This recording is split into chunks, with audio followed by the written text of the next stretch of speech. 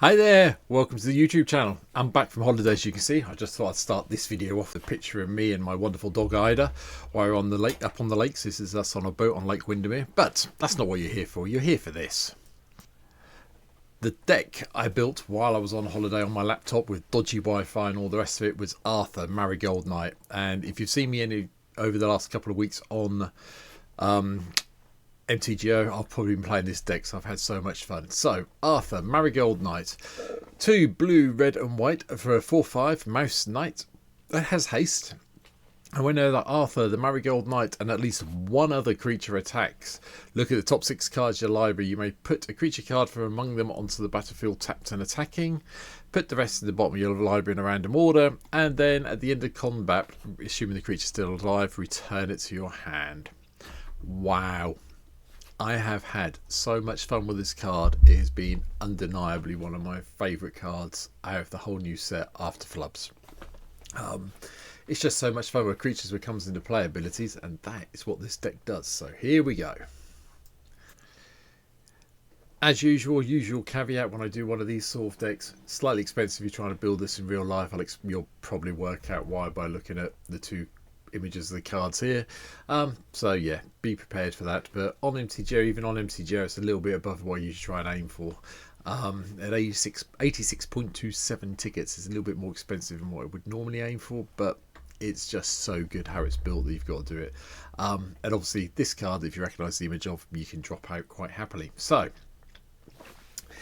one of the things I found when I first started playing Arthur was I was having a problem staying alive, so I had to go for a little bit of life gain. So Guide of Souls is here, Lunarch, Veteran, Souls Warden, Souls Attendant, all help us stay in that place. Now, obviously, dropping these on turn 1 is fine, no problem with that.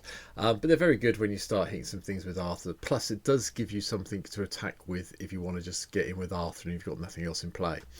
But most of the rest of the stuff has either comes into play ability or is affected by creatures coming into play. So, Ajani, Nactor, Pariah is here. Obviously, when it comes into play, you get Ajani itself and a Cat Warrior token, which is lovely.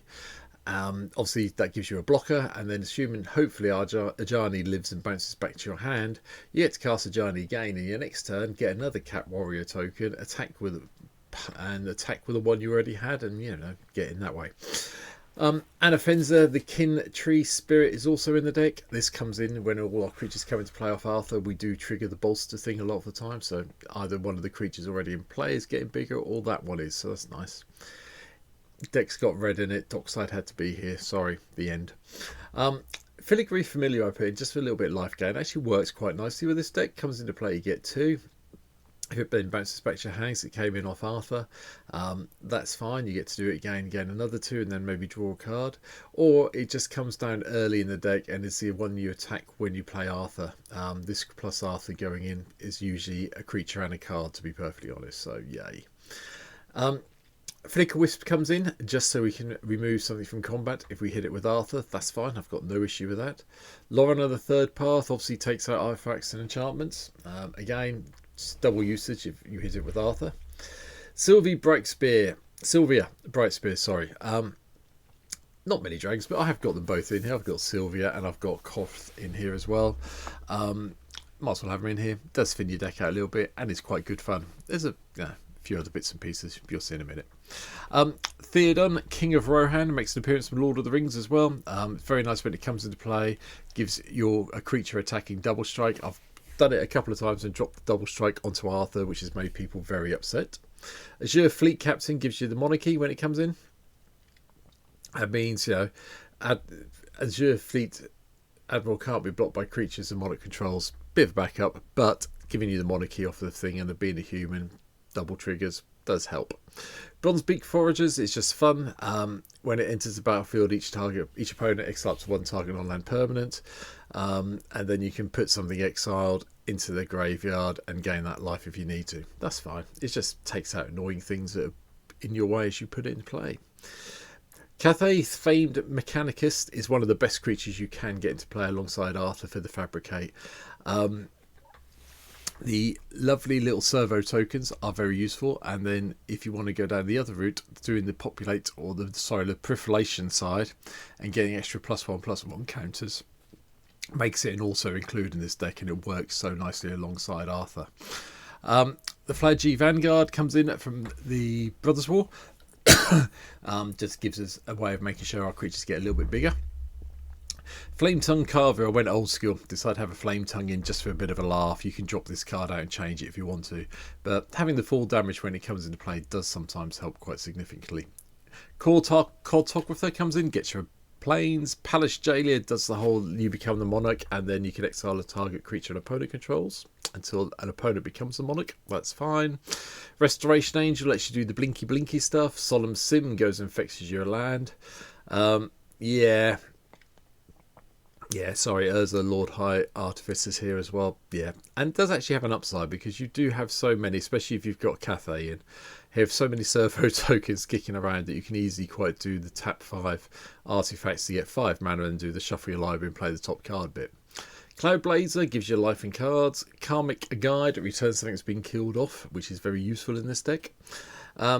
Lavina of the 10th is here just to give us a little bit of detaining stuff we need to. Mold Drifter for card draw. Siege Gang Commander gives us some goblins to block with. And then Terror of the Peaks here. If you have this in play and Arthur goes in for attack with that and another creature, you can do some horrible things with Arthur. Terror of the Peaks, just so we're clear, and it does become a thing that people try to kill as soon as possible. Just be warned. Ethereal Valkyrie may seem like a strange inclusion, but you can draw a card and exile a card to make it become full tell, and it's reduced its full tell cost. This actually works quite nicely. Frost Titan just taps something down basically for a couple of turns, or for a turn at least anyway. Inferno Titan does the whole let's get mana into, let's do 3 damage to everybody. Kappa Cannoneer when it comes in is lovely because it comes in, gets the +1/+1 off Arthur and then can't be blocked. So you are getting it for 5 damage for this if you get this in with the attack with Arthur. Bear that in mind. Plus, with Cathay in play, the servo token gives it another +1/+1. Just thought I'd point it out. Bit pointless, but yeah. Korvath, Bright Flame. There's the other half of it. Knights your team's control have haste. And flying, which if you hit Korvath with Arthur, makes it very difficult for anyone to deal with Arthur, just so we're clear. Red Dragon does deal a bit of damage when it comes in, full damage to each opponent. Thank you very much. Forgotten Realms. Sun Titan returns one of the small things that's already been killed off. Tyrant of Care Ridges does another full damage to any target. Agent of Treachery nicks something, which is great if you hit this with Arthur because you nick a creature and then you go and bounce this back to your hand and nick another creature. Thank you.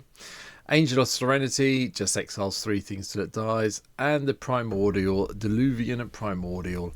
Having some instants and sorceries in everyone's graveyard you can cast is very nice. Thank you very much.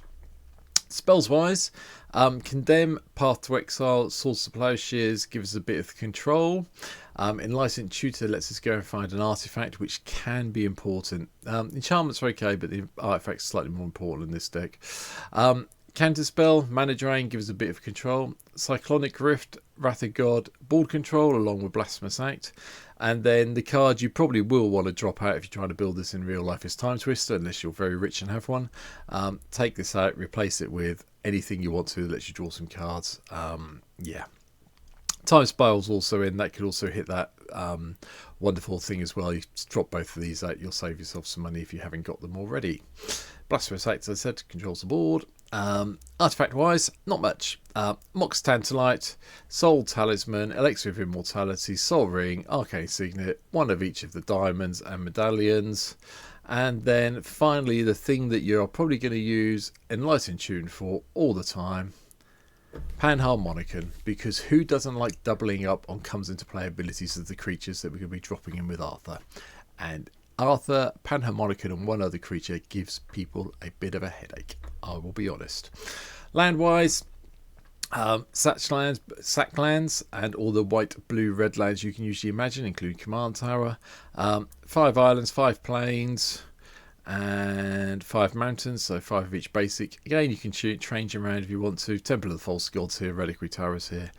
But that is my take on Arthur, the Marigold Knight. It is fun, believe me. It's one of the most fun decks I think I've built and played on MTGO for a long, long time now.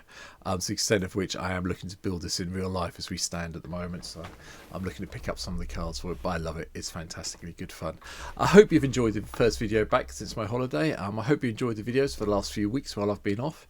But for now, thank you very much. Thank you for all the people who subscribed while I was away. I've come back to 471, so 29 short of my target of 500. So please, if you can, subscribe below. If you want to see me play Arthur, link to Twitch down below. Back to streaming on a Thursday evening and a Sunday afternoon. So come and check me out on Twitch over there. And yeah, hopefully you'll come back tomorrow and watch tomorrow's video. Take care. Bye.